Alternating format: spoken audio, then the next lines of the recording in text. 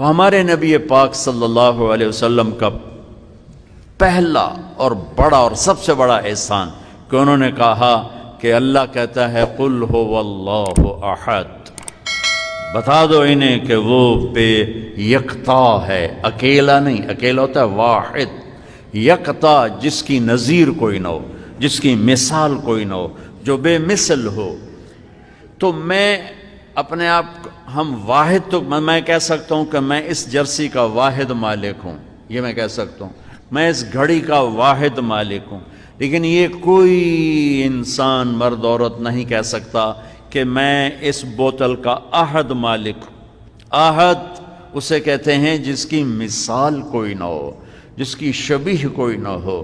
الملک لا شریک لہ والفرد لا ند لہ والعلی لا سمیع لہ والغنی لا ظہیر لہ کل شیء ہالک الا وجہک کل ملک زائل الا ملکک کل ظل قالص الا ظلک لن تطاع الا باذنک ولن تعصى الا بعلمک تطاع فتشکر وتعصى فتغفر اقرب شہید وادنى حفیظ حلت دون النفوس اخذت بالنواصی كتبت الآثار ونسخت الآجال القلوب لك مفضية والسر عندك علانية الحلال ما أحللت والحرام ما حرمت الدين ما شرعت والأمر ما قضيت الخلق خلقك والعبد عبدك أنت الله الرؤوف الرحيم۔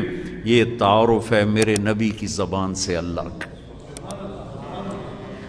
یہ میرے نبی صبح و شام اللہ سے بات کرتے، اللہ کی مناجات کرتے تھے۔ ان جو میں نے ابھی الفاظ آپ کو پڑھ کے سنائے، اس سارا کا ایک ترجمہ ہے اللہ تیرے جیسا کوئی نہیں ہے، نہ زمین میں، نہ آسمان میں، نہ مشرق میں، نہ مغرب میں۔ احسان عظیم قل هو اللہ احد، کوئی اس کا مثل نہیں، یکتا اللہ الصمد، کسی کا محتاج نہیں، سب اس کے محتاج ہیں۔ اسے کسی نے نہیں بنایا، اس نے سب کو بنایا ہے۔ وہ کھانے سے پاک ہے، تم کھانے والے ہو۔ وہ پینے سے پاک ہے، تم پینے والے ہو۔ وہ سونے سے پاک ہے، تم سوتے ہو۔ وہ مرنے سے پاک ہے، تم مرتے ہو۔ وہ جوڑے سے پاک ہے، تم جوڑا جوڑا ہو۔ وہ ضعف سے پاک ہے، تم سب ضعیف ہو۔ وہ غم دکھ درد سے پاک ہے، تم غموں دکھوں دردوں کا شکار ہو۔ وہ ماضی حال مستقبل سے پاک ہے، تم وقت کی رسیوں میں بندھے ہوئے ہو۔ وہ زمان و مکان سے پاک ہے، تم زمین آسمان کے پیٹ میں جکڑے ہوئے ہو۔ وہ اپنی چاہت میں کسی کا محتاج نہیں، تم اپنی چاہتوں میں اس اکیلے اللہ کے محتاج ہو۔ وہ اپنا امر کو وجود میں لانے کے لیے کسی کا محتاج نہیں، تم اپنی خواہش کو وجود میں لانے کے لیے اس کے محتاج ہو۔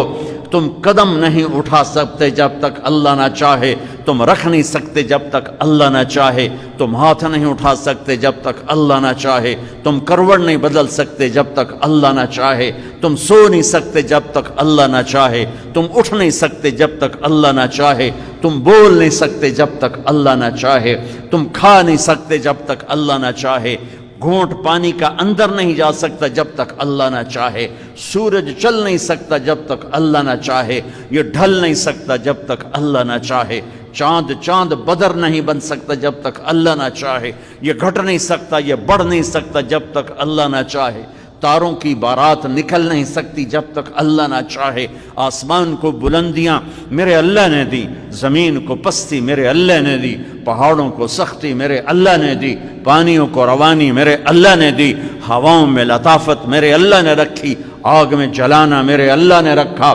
سانپ کا زہر میرے اللہ نے بنایا، پھول کی مہک میرے اللہ نے بنائی، تھنوں میں دودھ میرے اللہ نے اتارا، پتھر سے کیڑا میرے اللہ نے نکالا، سیپ میں موتی میرے اللہ نے بنایا، عقاب کو اڑان میرے اللہ نے سکھائی، شیر کو دھاڑ میرے اللہ نے سکھائی، زمین کے کلیجے کا پھٹ کر پھل پھول کا نکلنا میرے اللہ کا ارادہ. ثم شققنا الارض شقا فانبتنا فيها حبا وعنبا وقضبا وزيتونا ونخلا وحدائق غلبا وفاكهة وابا متاعا لكم ولانعامكم ذلكم الله ربكم الحق. یہ وہ تعارف ہے جو میرے نبی نے میرے اللہ کا کروایا.